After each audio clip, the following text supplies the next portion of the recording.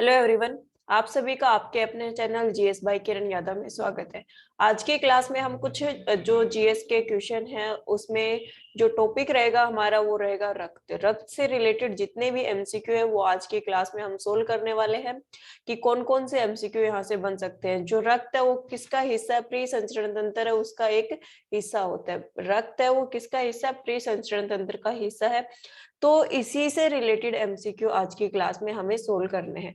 अपने पास first question है, blood के अध्ययन को कहा जाता है। ब्लड के अध्ययन को हम क्या कहते हैं वो हमें यहाँ पर बताने। फर्स्ट ऑप्शन है फाइकोलॉजी, सेकंड है माइकोलॉजी, थर्ड है हिमेटोलॉजी एंड डी ऑप्शन है अपने पास इकोलॉजी। तो जब हम ब्लड का अध्ययन करते हैं, ब्लड के लिए हम हिमेटो वर्ड का यूज करते हैं। ब्लड के लिए हम हिमेटो वर्ड का यूज करते हैं। तो जो रक्त है उसके अध्ययन को हम क्या बोलेंगे? हिमेटोलॉजी। रक्त के अध्ययन को हम क्या बोलेंगे? हिमेटोलॉजी बोलेंगे। सी ऑप्शन है वो हमारा यहाँ पे राइट आंसर होगा। तो ऑप्शन नंबर सी है हिमेटोलॉजी। हिमेटोलॉजी को हम क्या मतलब रक्त के अध्ययन को क्या बोलते हैं? हिमेटोलॉजी में हम किसका अध्ययन करते हैं? रक्त का अध्ययन करते हैं। नेक्स्ट क्वेश्चन अपने पास, एक सामान्य व्यक्ति में ब्लड की मात्रा होती है। एक सामान्य इंसान है उसके अंदर कितना खून पाया जाएगा, कितना रक्त है उसकी मात्रा पाई जाएगी, वो हमें यहाँ पर बतानी है। अपने पास ए ऑप्शन है इधर 5 लीटर, सेकंड है 4 लीटर, थर्ड है 7 लीटर एंड डी ऑप्शन है 8 लीटर। तो एक नॉर्मल पर्सन के अंदर कितना खून पाया जाता है? 5 लीटर खून है वो पाया जाता है। ए ऑप्शन है वो हमारा यहाँ पे राइट आंसर हो जाएगा। नॉर्मली हम निकालते कैसे हैं कि भाई एक इंसान है उसके अंदर जितना उसका वजन है उसका 7% हिस्सा हमारा किसका होता है? खून का होता है। मान लो किसी के अंदर 80 केजी वेट है तो उसका 7% हम निकालेंगे और वो उसका क्या होगा? जो उसका रक्त है उसकी वेट रहेगा। तो 5 लीटर खून है वो मतलब एक सामान्य इंसान में 5 लीटर रक्त पाया जाएगा। ए ऑप्शन है वो हमारा यहाँ पे राइट आंसर हो जाएगा। नेक्स्ट क्वेश्चन अपने पास, रक्त का मान होता है। रक्त का जो पीएच मान है वो यहाँ पे पूछा गया है।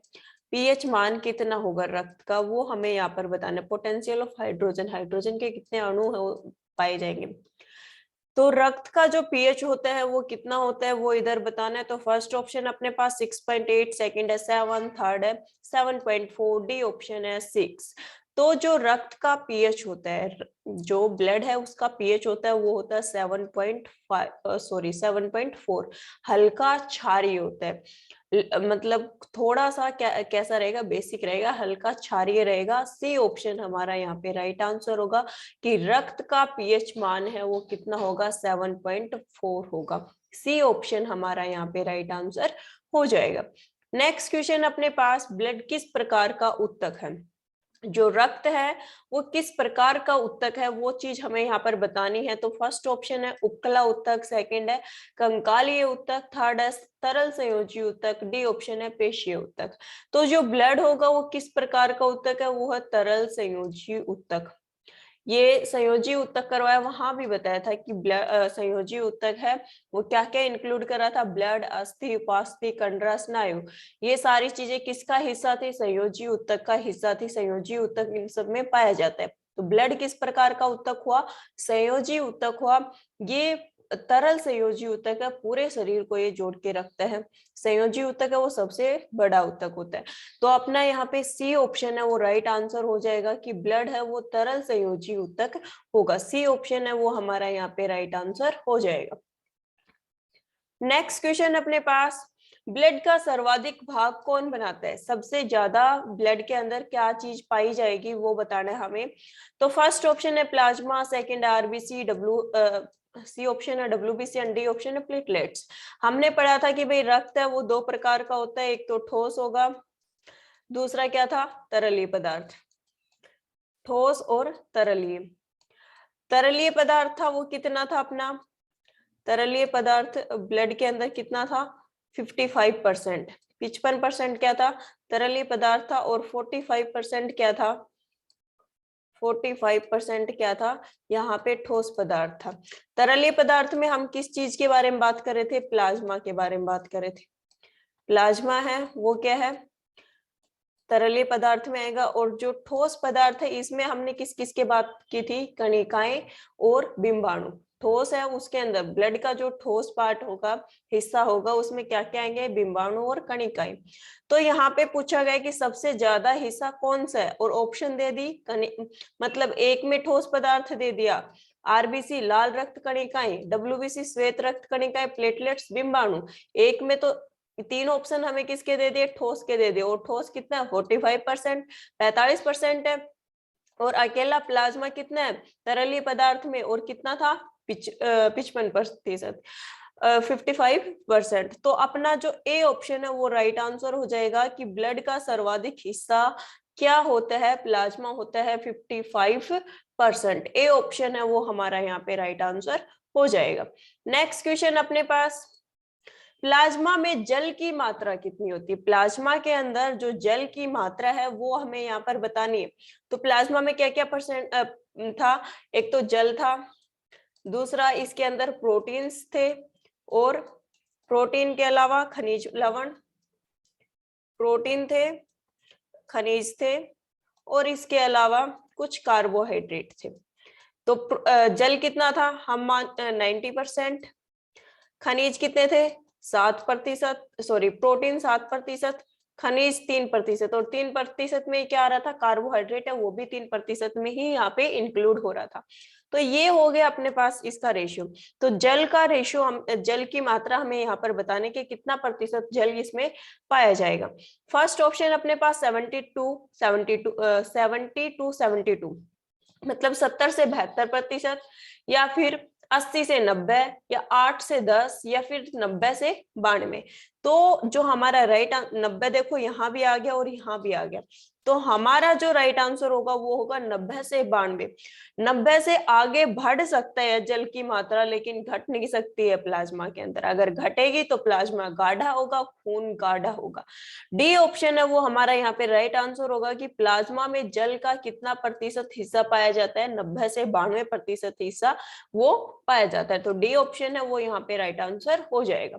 नेक्स्ट क्वेश्चन अपने पास, निम्न में से कौन सी प्रोटीन मानव शरीर के अंदर रोग प्रतिरोधक क्षमता पैदा करती है। जो मानव शरीर है उसके अंदर रोग प्रतिरोधक क्षमता है, वो कौन सी प्रोटीन, हमने अलग अलग प्रोटीन पढ़ी थी, एल्ब्यूमिन, ग्लोबुलिन, फाइब्रोजन, और इसके अलावा प्रोथ्रोम्बिन। तो उन प्रोटीन्स, ये सारी प्रोटीन किसमें थी, प्लाज्मा के अंदर थी। तो इनमें से कौन सी प्रोटीन है जो मानव शरीर के अंदर रोग प्रतिरोधक क्षमता है उसको पैदा करती है, वो हमें यहाँ पर बताने। तो फर्स्ट ऑप्शन है एल्ब्यूमिन, सेकंड है ग्लोबुलिन, थर्ड है हेपरिन, एंड डी ऑप्शन है ग्लोइन। तो जो एल्ब्यूमिन होता है, एल्ब्यूमिन प्रोटीन है, वो हमारी जो रोग प्रतिरोधक क्षमता है उसको पैदा करती है, उसको स्ट्रॉन्ग बनाने का भी काम करती है। तो ए ऑप्शन है वो हमारा यहाँ पे राइट आंसर हो जाएगा। नेक्स्ट क्वेश्चन है, प्लाज्मा में सर्वाधिक मात्रा में पाई जाने वाली प्रोटीन। प्लाज्मा के अंदर 4 प्रोटीन होती है, fibrinogen, albumin, prothrombin and globulin. ये 4 प्रोटीन उसमें पाई जाती। इन चारों प्रोटीन में से कौन सी की अमाउंट सबसे ज्यादा होती है वो हमें यहाँ पर बताना है। तो फर्स्ट ऑप्शन अपने पास हेपरिन, सेकंड है एल्ब्यूमिन, थर्ड है कैजीन, और डी ऑप्शन है प्रोथ्रोम्बिन। तो सबसे ज्यादा कौन सी प्रोटीन पाई जाती है, एल्ब्यूमिन प्रोटीन है वो पाई जाती है किसके अंदर, प्लाज्मा के अंदर। जो रक्त का प्लाज्मा तरलीय पदार्थ है उसमें प्रोटीन 7% प्रोटीन होता है, उस 4 प्रोटीन पाई जाती है उसमें albumin, prothrombin, globulin and fibrinogen. ये 4 प्रोटीन पाई जाती है। उन चारों में से सबसे ज्यादा कौन सी पाई जाती है, एल्ब्यूमिन प्रोटीन है वो सबसे ज्यादा यहाँ पे पाई जाती है। तो बी ऑप्शन है वो हमारा यहाँ पे राइट आंसर हो जाएगा। नेक्स्ट क्वेश्चन है, आरबीसी, रेड ब्लड कॉर्पस, लाल रक्त का निर्माण मानव शरीर के अंदर कहाँ होता है। जो लाल रक्त कणिकाएं हैं उनका निर्माण कहाँ होगा वो हमें यहाँ पर बताना है कि उनकी जो ओरिजिन है वो कहाँ से हो रहा है, कहाँ पर वो बन रही है वो हमें यहाँ पर बताना है। फर्स्ट ऑप्शन अस्थि मज्जा से, थाइमस ग्रंथि से, लार ग्रंथियों से, या इनमें से कोई भी नहीं। तो जो आरबीसी होती है, लाल रक्त कणिकाएं होती है, वो कहाँ पे बनती है, अस्थि मज्जा में। और अस्थि मज्जा में भी कहाँ पे, लाल अस्थि मज्जा में। जो लाल अस्थि मज्जा होती है उसमें लाल रक्त कणिकाएं बनती है, श्वेत अस्थि मज्जा होती है उसमें श्वेत रक्त कणिकाएं बनती है। तो यहाँ पे हमसे किसका पूछा गया, आरबीसी का पूछा गया, लाल रक्त कणिकाओं का पूछा गया है, तो ए ऑप्शन है वो हमारा यहाँ पे राइट आंसर हो जाएगा। नेक्स्ट क्वेश्चन है, निम्न में से कौन सा कथन असत्य है? कौन सा कथन है जो असत्य है वो हमें यहाँ पर बताने हैं। नीचे आरबीसी के बारे में कुछ स्टेटमेंट्स दे रखे हैं, ये पढ़नी है और बताना है कि कौन सी सही है कौन सी गलत है। फर्स्ट जो स्टेटमेंट है वो है, भ्रूणीय अवस्था में आरबीसी का निर्माण प्लीहा व लीवर में होता है। जब एक भ्रूण है उस अवस्था के अंदर जो भ्रूण बन रहे हैं प्रेगनेंसी के टाइम पे, तो उसमें आरबीसी का निर्माण कहाँ पे, प्लीहा और लीवर में हो रहा है। तो ये बात सही है, भ्रूणीय अवस्था में आरबीसी का निर्माण प्लीहा और लीवर में ही होता है। बी ऑप्शन है, स्तनधारियों की आरबीसी में केंद्रक अनुपस्थिति होती है, लेकिन ऊंट व लामा की आरबीसी में केंद्रक उपस्थित होता है। सही बात है, जितने भी स्तनधारी जितने भी मैमल्स हैं सबकी जो आरबीसी है उसमें क्या है, अब्सेंट रहती है। सभी सेल्स में आरबीसी अब्सेंट रहती है, लेकिन ऊंट और लामा में ये एक एक्सेप्शनल केस था कि इनके अंदर क्या आरबीसी पाई जाती है। तो ये स्टेटमेंट भी हमारी सही हो गई। सी ऑप्शन है, मनुष्य के आरबीसी का आकार द्विअवतलाकार होता है। जो आरबीसी है उसका आकार बाइकॉनकेव से जो लेंस होता है उसकी तरह का होता है। तो ये ऑप्शन भी सही है कि जो मनुष्य के अंदर आरबीसी पाई जाएंगी उसका आकार किस टाइप का है, जो बाइकॉनकेव शेप है उसके आकार द्विअवतलाकार का होता है। ये बात भी सही है। तो ये तो तीनों के तीनों क्या हो गए, हमारे सही हो गए कि भाई भ्रूण अवस्था में आरबीसी प्लीहा और लीवर में बन रही है, स्तनधारियों में केंद्रक अनुपस्थित होता है, लेकिन ऊंट और लामा में आरबीसी के केंद्रक आरबीसी में केंद्रक उपस्थित होता है। बच गई कौन से स्टेटमेंट, फोर्थ स्टेटमेंट। इसमें क्या दे रखा है फोर्थ स्टेटमेंट में कि आरबीसी का जीवन काल 160 दिन होता है। आरबीसी का जीवन काल 160 दिन होता है। तो ये तो क्या है, गलत है, क्योंकि आरबीसी का जीवन काल कितना होता है, 120 दिन का होता है। आरबीसी का जो जीवन काल है वो कितने दिन का होता है, 120 दिन का होता है। तो डी स्टेटमेंट है वो कैसी हो गई, असत्य होगी। डी ऑप्शन हमारा यहाँ पे राइट आंसर हो जाएगा। नेक्स्ट क्वेश्चन है, सबसे बड़ी आरबीसी किस में होती है। ये कुछ ऑर्गेनिज्म दे रखे हैं, कुछ जीव हैं उनके नाम दे रखे हैं।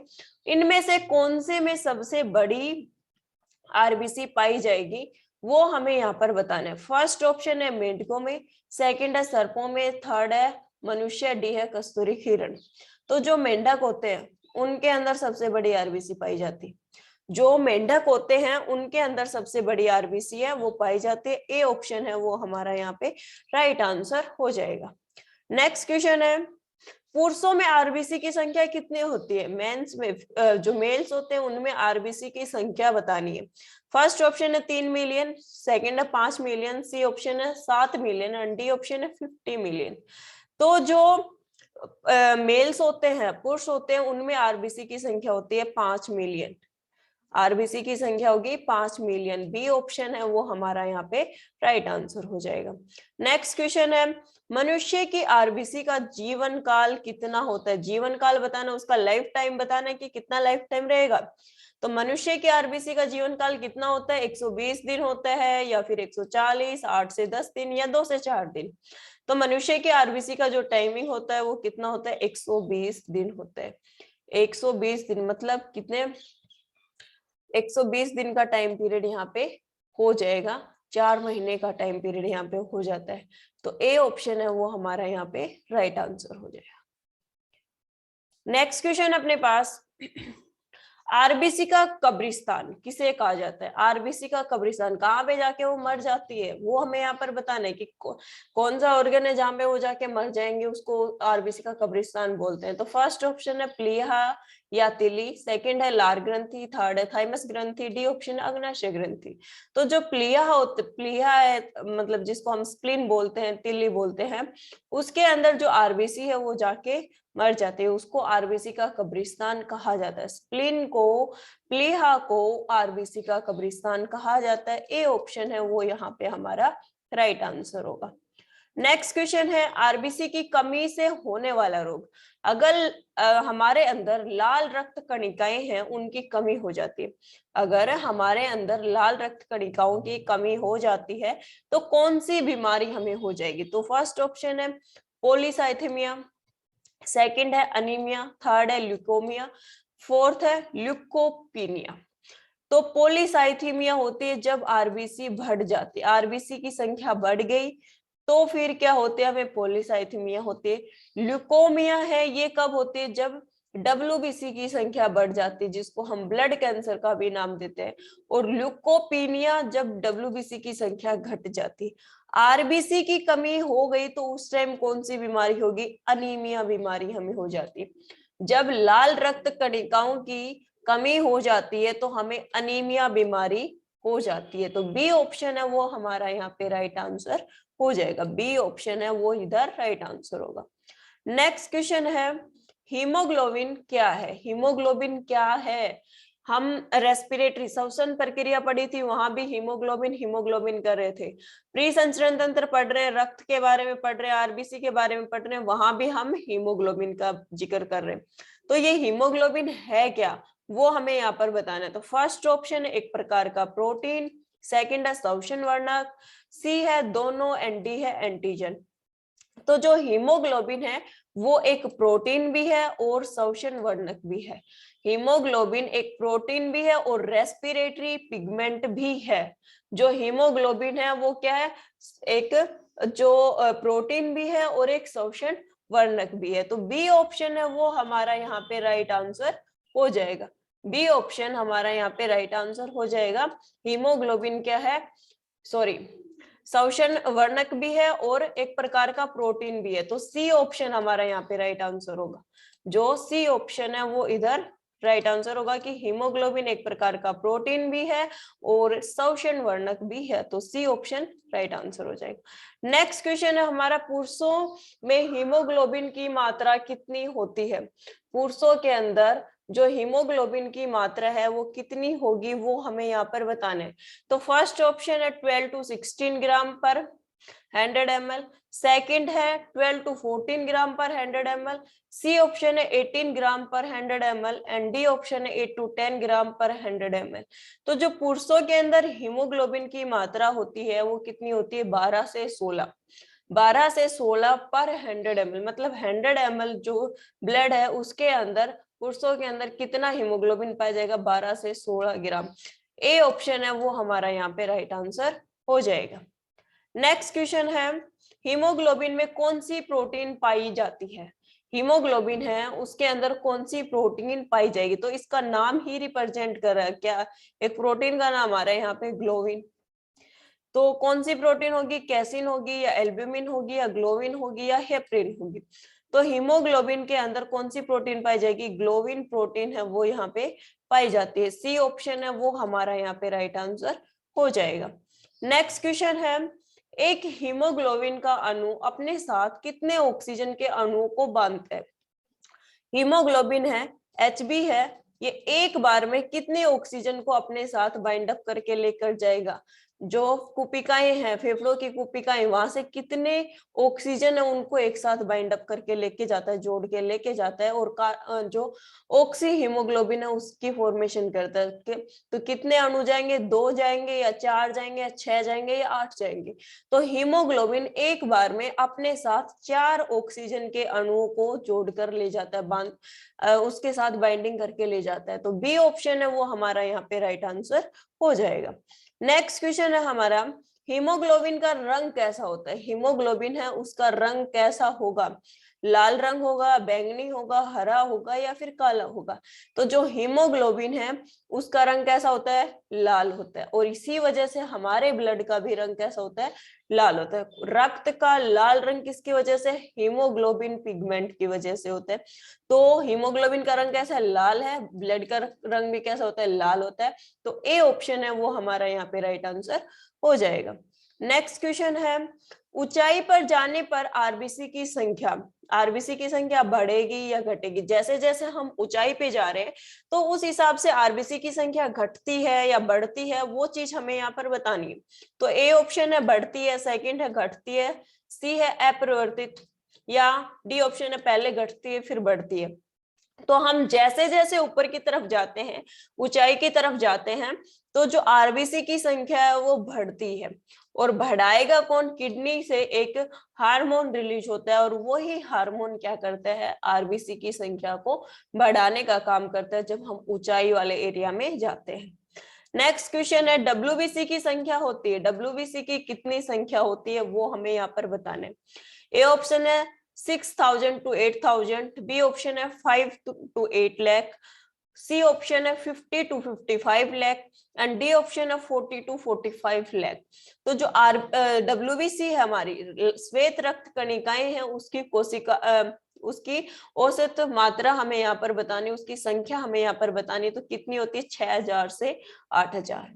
जो संख्या होती है डब्ल्यूबीसी की वो कितनी होती है? 6,000 से 8,000 होती है। ए ऑप्शन हमारा यहाँ पे राइट आंसर हो जाएगा। नेक्स्ट क्वेश्चन है हमारे पास, डब्ल्यूबीसी का मुख्य कार्य क्या है? डब्ल्यूबीसी है उसका काम क्या है वो हमें यहाँ पर बताना है।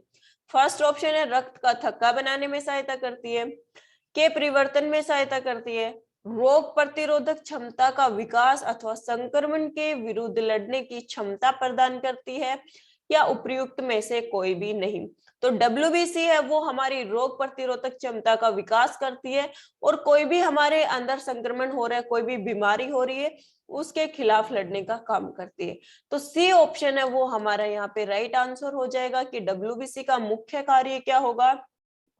रोग प्रतिरोधक क्षमता का विकास अथवा संक्रमण के विरुद्ध लड़ने की क्षमता प्रदान करना। सी ऑप्शन यहाँ पे हमारा राइट आंसर होगा।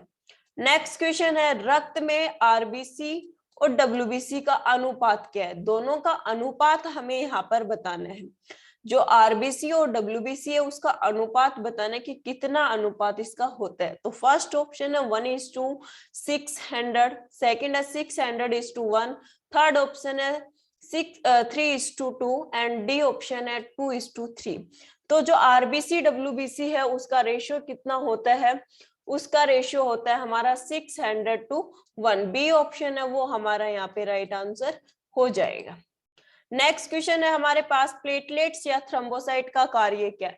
प्लेटलेट्स है वो क्या काम करते हैं वो हमें यहाँ पर बताना है। तो फर्स्ट ऑप्शन है रक्त का थक्का नहीं बनने देते, सेकंड है रक्त का थक्का बनाने में सहायता करते हैं, सी ऑप्शन है रोग प्रतिरोधक क्षमता पैदा करते हैं, या फिर के परिवहन में सहायता करते हैं। तो जो बिंबाणु होता है उसका काम क्या है? रक्त का थक्का बनाना। कोई भी चोट लगी है उसके ऊपर रक्त का थक्का बनाना और जो खून बह रहा है, रक्त बह रहा है, उसको रोकने का काम करना। तो अपना जो बी ऑप्शन है वो यहाँ पे राइट आंसर हो जाएगा कि जो प्लेटलेट्स है वो क्या काम कर रहे? रक्त का थक्का बनाने में सहायता करते हैं। बी ऑप्शन है वो इधर राइट आंसर हो जाएगा। नेक्स्ट क्वेश्चन है, मानव रक्त का लाल रंग होता है, मानव रक्त का लाल रंग है वो किस कारण से है वो हमें यहाँ पर बताना है। फर्स्ट ऑप्शन है मायोग्लोबिन के कारण, सेकंड है हीमोग्लोबिन के कारण, सी है इम्यूनोग्लोबिन के कारण और डी है हेपरिन के कारण। तो मानव रक्त के अंदर हीमोग्लोबिन प्रेजेंट होता है जिसका लाल रंग होता है, ये एक वर्णक है और ये क्या करता है? जो मानव रक्त है उसको लाल रंग प्रदान करने का काम करता है। तो बी ऑप्शन हमारा यहाँ पे राइट आंसर हो जाएगा कि हीमोग्लोबिन के कारण मानव रक्त का रंग लाल होता है। नेक्स्ट है, हीमोग्लोबिन में कौन सा तत्व मौजूद होता है? हीमोग्लोबिन में कौन सा तत्व पाया जाएगा? मतलब एक प्रकार से धातु पूछ रहा है कि कौन सी धातु पाई जाएगी हीमोग्लोबिन में, वो हमें यहाँ पर बताना है। फर्स्ट है कैल्शियम, सेकंड है लोहा, सी है सोडियम, डी है पोटाशियम। तो जो लोहा है वो पाया जाता है किसके अंदर? हीमोग्लोबिन के अंदर। आयरन जो मेटल होता है वो पाया जाता है किसमें? हीमोग्लोबिन में। तो बी ऑप्शन है वो हमारा यहाँ पे राइट आंसर हो जाएगा। नेक्स्ट क्वेश्चन है, मानव रुधिर में कोलेस्ट्रॉल का सामान्य स्तर है। मानव रुधिर, जो मानव का ब्लड है उसके अंदर हाई प्रेशर लो प्रेशर चीज हम देखते हैं, तो वो हमें यहाँ पर बताना होगा। फर्स्ट ऑप्शन है 80 to 120 mg, 120 to 140, 140 to 180 mg, या फिर 180 to 200 mg। तो ए ऑप्शन है वो हमारा यहाँ पे राइट आंसर हो जाएगा। 80 to 120 mg कोलेस्ट्रॉल लेवल होना चाहिए। फिर है ब्लड ग्रुप की खोज किसने की, रक्त समूह की खोज किसने की वो बताना है। फर्स्ट ऑप्शन है रॉबर्ट हुक ने, सेकंड है कैलोरस लिनियस ने, थर्ड ऑप्शन है विलियम हार्वे ने, एंड डी ऑप्शन है कार्ल लैंडस्टीनर ने। तो जो ब्लड ग्रुप है उसकी खोज किसने की थी, कार्ल लैंडस्टीनर ने की थी, और 1930 में इसको इस काम के लिए नोबेल प्राइज भी मिला था। 1901 में इन्होंने खोज की थी और 1930 में नोबेल प्राइज, नोबेल पुरस्कार है वो दिया गया था। तो ब्लड ग्रुप की खोज किसने की, कार्ल लैंडस्टीनर ने खोज की। नेक्स्ट क्वेश्चन अपने पास, ब्लड ग्रुप ए बी वाले व्यक्ति में कौन से प्रतिजन पाए जाएंगे। जो ए बी वाला ब्लड ग्रुप है उसमें कौन से प्रतिजन पाए जाएंगे वो हमें बताना है यहाँ पे। ए बी या इनमें से कोई भी नहीं। तो ए बी ब्लड ग्रुप है उसमें कोई भी प्रतिजन नहीं पाया जाता है। तो ऑप्शन हो जाएगा इनमें से कोई भी नहीं। डी ऑप्शन है वो यहाँ पे राइट आंसर हो जाएगा। नेक्स्ट क्वेश्चन अपने पास, ब्लड ग्रुप ओ वाले व्यक्ति में कौन सा एंटीजन पाया जाएगा। जो ओ ब्लड ग्रुप वाला इंसान उसमें कौन सा एंटीजन पाए, तो ब्लड ग्रुप ओ वाले में भी कोई भी एंटीजन नहीं पाया जाता। एंटीबॉडी ए और बी पाई जाती है लेकिन एंटीजन नहीं पाया जाता है, कोई भी प्रतिजन नहीं पाया जाता है। तो ऑप्शन ए बी या इनमें से कोई नहीं। तो डी ऑप्शन है इनमें से कोई नहीं, ये यहाँ पे राइट आंसर हो जाएगा। नेक्स्ट क्वेश्चन अपने पास, सर्वग्राही ब्लड ग्रुप किसे माना जाता है, सर्वग्राही रक्त समूह किसे माना जाता है। जो सबसे खून ले सकता है, सबसे रक्त ले सकता है, वो हमें यहाँ पर बताना है। फर्स्ट ऑप्शन है ए बी, सेकेंड है ए बी पॉजिटिव, थर्ड है ए बी नेगेटिव, और इनमें से कोई भी नहीं। तो जो ए बी पॉजिटिव है वो क्या है, सर्वग्राही ब्लड ग्रुप होता है, ये सबसे खून ले सकता है। तो बी ऑप्शन है वो हमारा यहाँ पे राइट आंसर हो जाएगा। नेक्स्ट क्वेश्चन है, ए बी वाला व्यक्ति किस किस को रक्त दे सकता है। जिसका ब्लड ग्रुप ए बी है वो किस किस को खून दे सकता है, वो चीज हमें यहाँ पर बतानी है। तो केवल ए को, केवल बी को, ए और वह बी दोनों को, केवल ए बी को। तो ए बी वाला सिर्फ ए बी वाले को ही खून दे सकता है। ले सबसे सकता है लेकिन दे किसको सकता है, सिर्फ ए बी वाले को। जिसका ए बी ब्लड ग्रुप है उसी को वो ब्लड डोनेट कर सकता है। तो डी ऑप्शन है वो हमारा यहाँ पे राइट आंसर हो जाएगा। नेक्स्ट क्वेश्चन है, ब्लड ग्रुप ओ वाला व्यक्ति किस किस से ब्लड ले सकता है। जिसका ब्लड ग्रुप रक्त समूह ओ है वो किस किस को ब्लड किस किस से ब्लड ले सकता है। फर्स्ट ऑप्शन है केवल ए से, केवल बी से, केवल ए बी से, केवल ओ से। तो ओ वाला दे सबको सकता है, लेगा किसे, सिर्फ ओ वाले से। ओ ब्लड ग्रुप वाला जो इंसान होगा वो खून तो सबको दे सकता है, डोनेट तो सबको कर सकता है, लेकिन ले किससे सकता है, केवल ओ वाले से ब्लड ग्रुप ले सकता है। नेक्स्ट क्वेश्चन है, सर्वग्राही रुधिर वर्ग कौन सा है। सबसे मतलब हर इंसान से खून ले सकते हैं, हर ब्लड ग्रुप वाले इंसान से सर्वग्राही रुधिर वर्ग हमें यहाँ पर बताना है। तो फर्स्ट ऑप्शन है ए, सेकंड है बी, थर्ड ऑप्शन है ए बी, डी ऑप्शन है ओ। तो जो ए बी वाला ब्लड वर्ग है, रुधिर वर्ग है, ये सबसे खून ले सकता है, इसको सर्वग्राही रक्त समूह बोला जाता है। और ए बी के अंदर भी कौन, ए बी पॉजिटिव वाला है वो सबसे खून ले सकता है। नेक्स्ट क्वेश्चन है, आरएच कारक की खोज सर्वप्रथम किसने की। आरएच कारक है उसकी खोज किसने की, मनुष्य किसके ऊपर की, सॉरी किसके ऊपर की वो बताना है। मनुष्य पर, ऋषिस बंदर पर, भेड़ पर, और इनमें से किसी पर नहीं। तो जो ऋषिस बंदर है उस पे काम किया गया था, किसने किया था, लैंडस्टीनर और विनर ने काम किया था इसके ऊपर। तो बी ऑप्शन है वो हमारा यहाँ पे राइट आंसर हो जाएगा कि आरएच कारक की खोज सर्वप्रथम किस पे की गई थी, ऋषिस बंदर पे की गई थी, और डी प्रतिजन है वो यहाँ पे देखा गया था। नेक्स्ट क्वेश्चन है, आरएच फैक्टर ब्लड में पाए जाने वाले एक प्रकार का क्या है। जो डी है वो मतलब डी प्रतिजन खोज के, एंटीजन है, एंटीबॉडी, एंजाइम। तो प्रतिजन को क्या बोलते हैं, एंटीजन बोलते हैं, और प्रतिरक्षी को एंटीबॉडी बोलते हैं। तो फर्स्ट ऑप्शन है एंटीजन, सेकंड है एंटीबॉडी, थर्ड है एंजाइम, डी है हार्मोन। तो जो डी एंटीजन है वो पाया जाता है। तो ए ऑप्शन है वो यहाँ पे राइट आंसर हो जाएगा कि आरएच फैक्टर वाला जो ब्लड ग्रुप है उसमें क्या पाया जाएगा, एक एंटीजन है वो पाया जाता है।